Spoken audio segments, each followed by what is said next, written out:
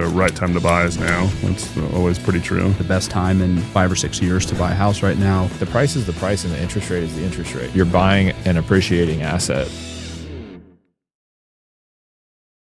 Well, that's appropriate. There's a podcast about central Indiana real estate, and now we're talking about corn mazes and corn pits. Yeah. So. lots of like, petting zoo type locations around Indianapolis too for fun stuff to do on the weekends, whether it's a rescue or the state fair or something like that. There's always some cool animals that you can take your kids to go see. Yeah, my kids love the state fair. We're like, we always walk over there because we're right there on Fall Creek Parkway. So it's like a 3-minute walk over there. I just have to like set the now my daughter is like old enough though now that every day she's like, we going to the fair today, Dad? I'm like, I don't want to pay the $30 or the like $50 gate fee for every single day to go in there and buy overpriced food. But we'll keep it to twice maybe on the. The like $2 Tuesdays. We usually go both of those times, and then like one like weekend or whatever, my cousins will come up and we'll go there for like a full day or whatever with his kids, hang out, eat a whole bunch of terrible for you fried food, but it's delicious though. Yeah, that's the day to just go all out and just break the diet. We've got some friends who live off of Winthrop, and so we walk over there. We drive to their house and walk over there. Of course, you get the most consistent and reliable weather in the summer when they have the state fair, but we've been there one day the last couple of years, and it's just been brutal, like the weather. You got to duck inside every chance you get.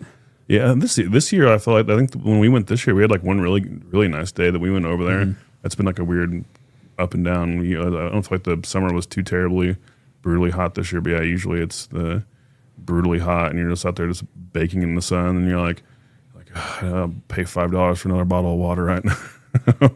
And you just missed the trolley, so you have to walk halfway around to get to like the kid village. It is a huge place too. So if you're walking everywhere, and then trying to keep track of a 2-year-old at the same time and a 7-year-old from wandering off, it's always a stressful experience. But something I didn't realize until I actually had a 3-year-old is like how fast they are.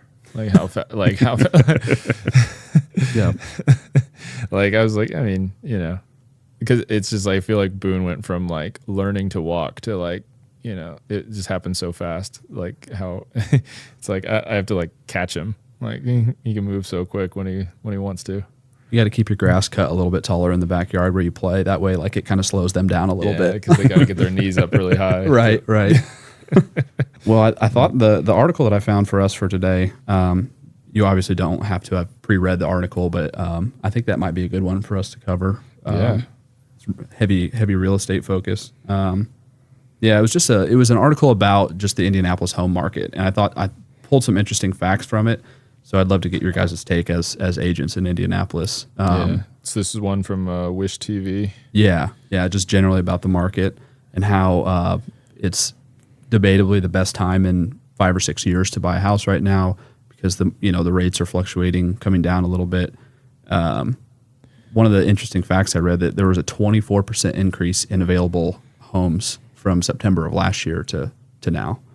And also that the median price was it actually decreased by almost 2% since September of last year. Yep, I say definitely. I'm sure you've seen the same thing with those interest rates starting to come back down because they fell below like 6% for the first time since like November of like it was like 3 years ago, I believe it was. It feels like it's 2022 maybe. Years. Yeah. So it's some people crawling out of the woodwork that have been kind of in the holding period. Like I said, my always rebuttal to that's always that, while like I guess maybe with this past year being a rare exception where median home price fell slightly, but usually so with like if it's you're out waiting, like if you're waiting for those sub-3 interest rates are never coming back ever again unless there's like some kind of crazy like world disaster or something that would push them back down to like COVID. I just don't ever see sub-3 ever coming back ever again. That was like a weird, rare, once in a lifetime occurrence. But now they're starting to dwindle back down towards that. For a long time, that like 5.5%, 6% was pretty average for a long time. So we're kind of dwindling back down to those rates again. But the longer you wait, obviously, interest rates might come down a little bit, but in that time that you're waiting, obviously those home prices are going to keep going up. So whatever savings you're going to make on, waiting it out for another year for maybe another quarter to maybe a half a point drop in those interest rates, it's going to be offset by the purchase price going up. So that was the adage that, the right time to buy is now. That's always pretty true. That's almost like becoming a meme of our industry a little bit, is like, hey, how come every time I ask a real estate agent is now a good time to buy, somehow the answer is yes.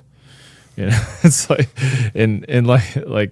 well, I mean, to be fair, we've been in a seller's market like since before 2020. Like, it was already, like, COVID hit and sent it way into a seller's market. But I mean, it's been the past like 6 years of just, and now we're like creeping back towards neutral. So I think you could make an argument that, like, okay, it's relatively easier to buy now than it was in 2020, 2021. You're going to have more options. There's more inventory. But people always like to make it about price and interest rates. And it's just kind of like the price is the price and the interest rate is the interest rate. You're buying an appreciating asset. So just like do that once you can, and stop just spending all your money on rent, and turn, because I've worked with a lot. I'm never going to forget like working with first time home buyers in 2021 and watching them like say no to a $300,000 4-bedroom house in Fishers, Indiana, and just being like, I don't know, I think something better will come along. Like, this one doesn't fit our couch that well. And then, fast forward a year, and now that house is like the house next door to that house is listed with the same layout for $380. And it's like, you can't outsave the market. That's what I tell people. Like, even you're the most valuable person at the company you work for, and you're getting raises every year, you're getting promoted. You're not outsaving like at the highest levels of appreciation. You're definitely not outsaving the market. You might be kind of running in like parallel with the market at the lowest levels of appreciation. But for most people, whatever home you can afford today, chances are it's not going to get, your options aren't going to get a lot better if you wait a year. You can check out our full library of episodes wherever you get your podcasts.